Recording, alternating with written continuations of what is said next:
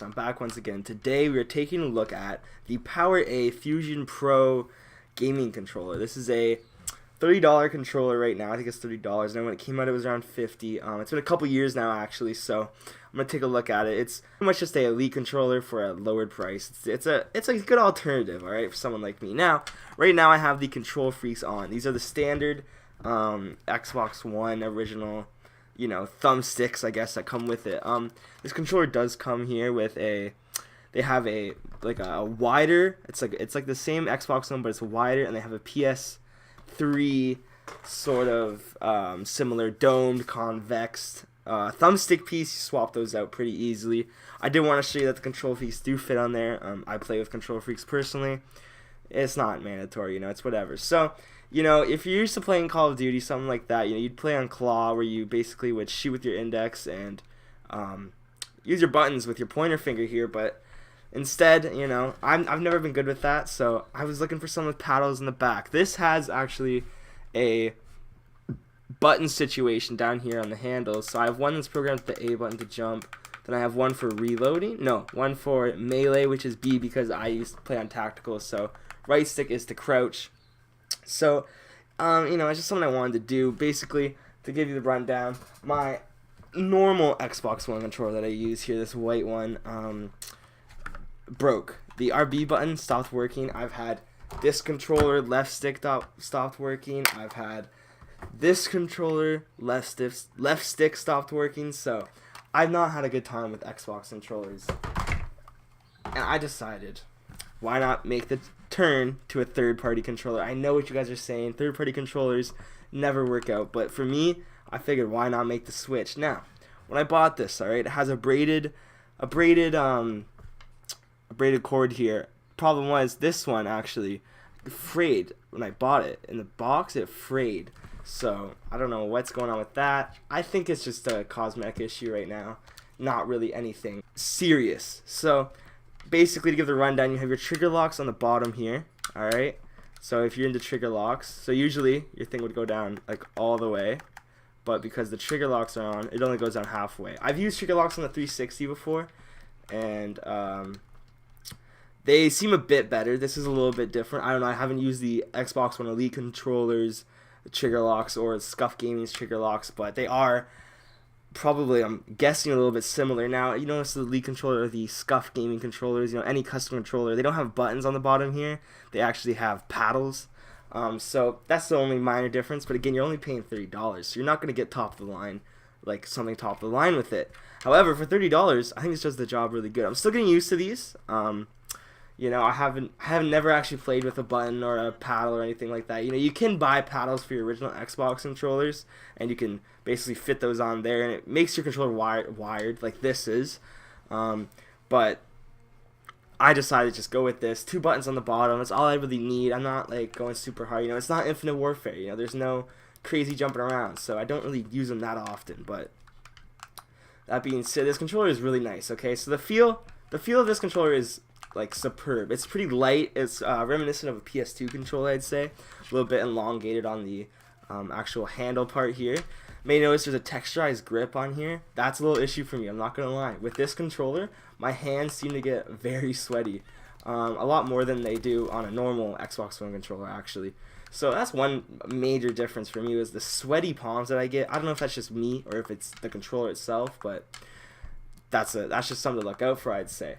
Another difference is the D-pad here, I'm going to say, is maybe not the best quality. You know, it does the job, alright? You can detach your suppressor, you can, whatever it is that you're doing, you're using it for. But for fighting games, I don't think this is going to be an amazing, high-quality D-pad that you're looking for. So maybe find something else if you're going for a fighting games controller. Another thing to notice with these is the back and start button. I guess it'd be menu and, I don't know, pop up or something. They're actually like a rubberized material. They're not like a clicky button like these are. So that's a little something that has messed me up. For Call of Duty, I play a lot of Call of Duty. Trigger locks. I had to get used to these trigger locks. It's been a while since I played with them.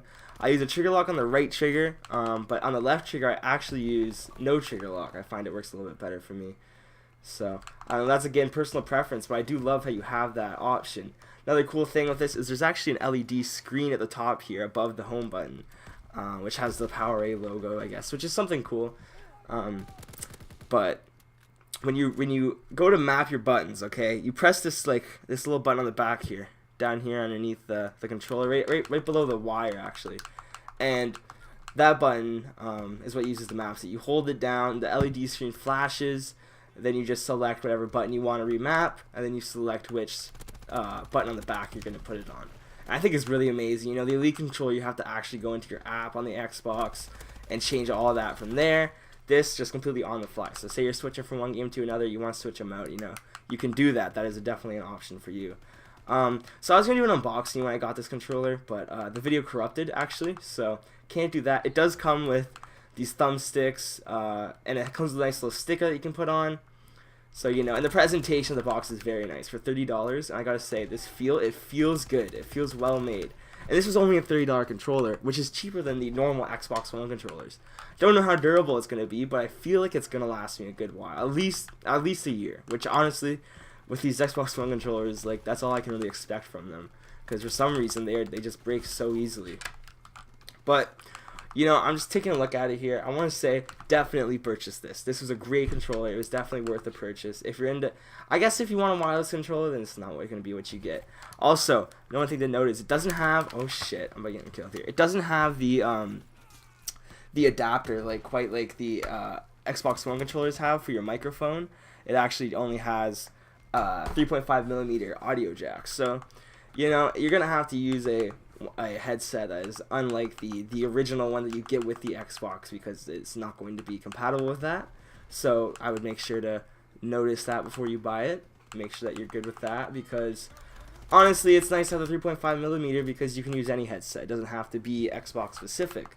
So that is one thing to look forward to when you purchase this. But yeah, as I was saying, great controller. Good quality. I really enjoy using it so far. I've had no complaints other than the frayed cord when I bought it. But once again, I think that's just a situation with this one actually. And I think it's great to use. Feels great. It's nice and light, but it's light, but it feels durable. It doesn't feel like a cheap piece of junk. All right. I noticed a lot of times, you know, with these third-party controllers, like Mad Catz made a bunch for the PS2. The GameCube had so many. Xbox 360 had a lot. I had nothing but trouble with them. And I decided to give this a try actually. I have a 360 third-party controller. It's a Rock Candy controller, which is wired. This thing broke quickly. You know, the thumbsticks suck on this. The D-pad's terrible. Like pretty much, I guess, like all 360 controllers, the D-pad's terrible. But that thing is a piece of junk. This one, however, it doesn't feel like I'm using a cheap third-party controller. It feels like I'm a good controller. And I was just looking for a cheap fix. This was the cheapest controller there was. I picked it up for EB Games for about $30. EB Games is like Canada's version of GameStop, so I'd say look in GameStop. They might have it. Get it online on their website, I believe. You know, Amazon, things like that. But it's a great controller for the price. It definitely feels great, and I hope to see the durability last when I use it. I would definitely say purchase this if you're ever looking for a controller, because it's cheaper than a normal one, and it does more for you.